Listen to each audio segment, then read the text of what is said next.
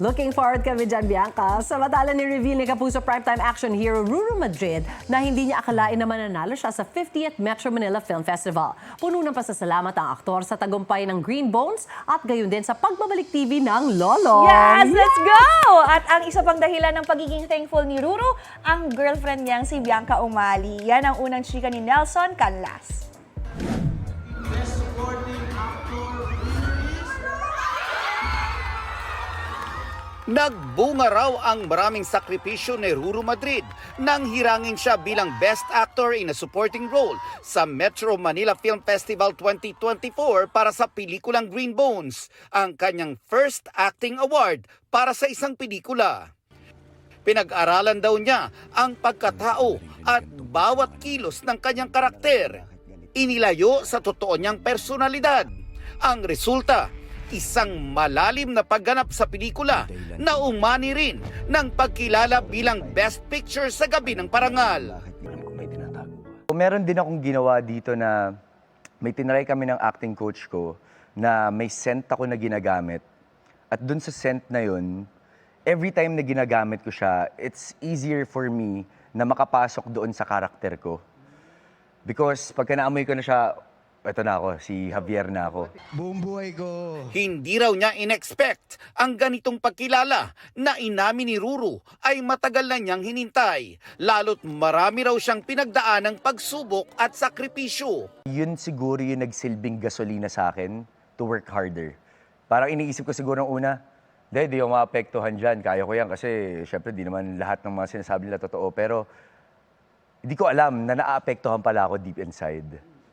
At yun yung nagsisilbing motivation sa akin, not just to prove myself to them, but also to prove it sa sarili ko na deserving ako para sa lahat na natatanggap ko ngayon. Ayoko rin syempre biguin yung mga taong naniniwala sa akin. Alam daw ni Ruru na hindi siya ang first choice para sa kanyang karakter, pero tila inadya raw ng Panginoon na makuha niya ang role.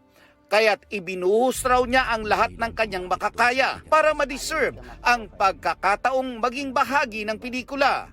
At matapos niyang makuha ang award, nagbago raw ang pagtingin niya sa pag-arte. Mas lalo raw niyang pinahalagahan ang bawat aspeto ng kanyang ginagawa, kabilang ang pagganap niya sa nagbabalik na action drama series na Lolong, kung saan inamin niyang inaabutan siya ng matinding pagod dahil sa araw-araw na training. Yun yung pinakagusto kong pakiramdam. Yung feeling na nahihirapan dun sa process. Pinaka tinetreasure ko is the process bago mo siya makuha. Nagpapasalamat din si Ruru sa girlfriend na si Bianca Umali na nagpakita ng matinding suporta mula sa simula hanggang makamit niya ang isa sa milestone ng kanyang showbiz career. Sabi ko nga, hindi ko po mararating kung nasan po ako. Hindi ko po makukuha itong mga to kung hindi ko po nakilala si Teary-eyed Bianca. ka parati when you talk about Bianca. Because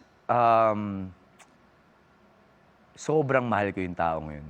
Parang sabi ko nga, ang pinaka magandang regalo na natanggap ko sa buong buhay ko, yun na yung dumating si Bianca sa buhay ko. Hindi ko ma-explain kung gaano ko siya pinahahalagahan at kung gaano siya ka-importante sa akin. do you see yourself settling down in the near future? Yeah. Kung ako masusunod, kung pwedeng ngayon na, di ba?